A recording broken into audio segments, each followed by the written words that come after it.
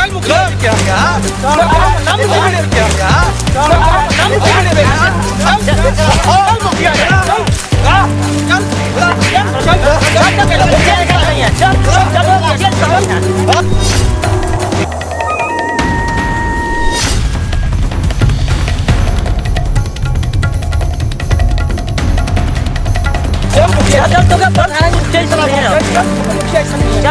पूरा गांव का नाम बुला ले।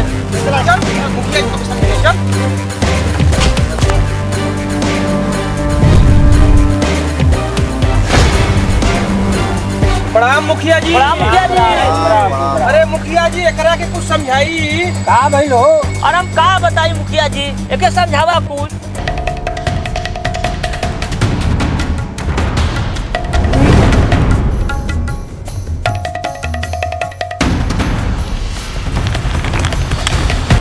हाँ तो मुखिया जी आज के पंचायत शुरू कर जाए।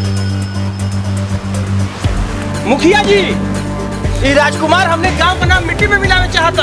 जवन कोई कौले समझे काम में वो ई कर चाहता।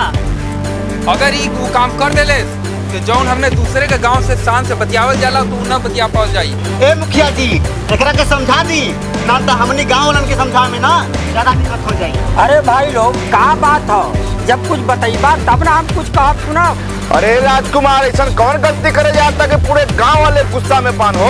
अरे राजकुमार तू ही बतावा कौन ऐसा गलती करे जाता है कि पूरा गांव तेरे विरुद्ध बा? देखिए मुखिया जी हमारे गांव वाले हमारे साथे रहे चाहे ना रहे हमें कोनो फर्क ना पड़े वाला है। और जौन हमारे मन करी हमू करब। देखिला के रोकले वाला। अरे अरे रुका रुका हमन बानी अभी ना, अब ऐसा कोनो गलती मत करा। ए राजकुमार तोके ऐसे न बोले के चाहिए। ये पंचायत है, यहाँ तो कोई संगी दोस्त है। ये पंचायत का तू सम्मान करा, समझला? आखिर ऐसा कौन गलती राजकुमार करे जाता जौन पूरा गांव खमखमाइल बा? मुखिया जी ये राजकुमार भाग के शादी करे चाहता। हमने जब तक जिंदा है तो कोई कबो ना हो सकेला। मुखिया जी हमन के गांव में ऐसा कबो ना भरला ना होवे देवल जी। हाँ तो मुखिया जी हम कसम खाती कि हमारे शादी के बीच में जे भी आयल तू पहले जान ले कि हम तक कबो जेल और ना देख ले ही, लेकिन जेल देख भी ले। ये का कहता है? देख ला मुखिया जी, देखा था ना एकर बोली एकर ऐठन। हाँ मुखिया जी हमने गांव के नतीजे के कुछ नहीं बोला था। हाँ तो देखा थी बहुत जल्दी खून जो है गर्म हो जाता, बहुत जल्दी ठंडा भी हो जाई। अरे तो माया खून जितना गर्म होला जल्दी उतना जल्दी ठंडा हो जाला। का हो विजय, राजकुमार के अंदर माई बाबू कुछ नहीं समझतन का? मुखिया जी राजकुमार के बाबू और एक भाई हैं और माई अभी 2 महीना पहले गुजर गई बीमारी में। अरे मुखिया जी अगर एकरा के कौनो लड़की पसंद बिया तो हमनी से कहे, पूरी गांव वाली से कहे, हमने पूरा गांव के साथ मिलकर एक शादी करा दो जी। लेके भागे का जरूरत हो? का साचो में आप लोग करा दिहन का? हाँ हाँ काहे ना करा दो जी। हाँ काहे न करावल जी, हो जाई।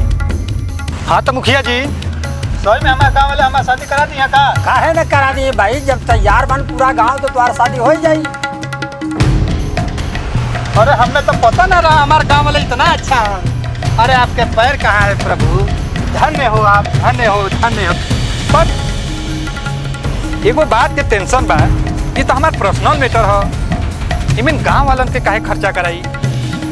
ये का कहत है राजकुमार?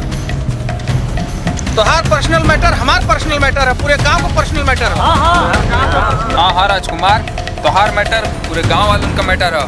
गाँव भाई लो पूरे गांव का मैटर है, पूरे गांव। तब वो समय कहाँ रहा जा जब माई हमारे बीमार रहे, तब हमारे पर्सनल मैटर गांव का मैटर ना रहे।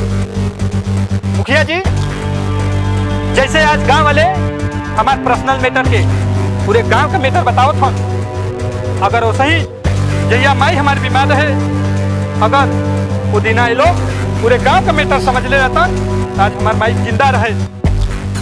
हमारे माई के अस्पताल ले जाए खातिर हमके बाइक ना मिला, सबसे मंगली केहू के पास पेट्रोल ना तो केहू के ससुराली जाए के बाद पैसा मंगली क्यों ना दिले, ना तो आज हमारे माई जिंदा रहे। तब हमारे मैटर पर्सनल मैटर गांव का मैटर ना रहे।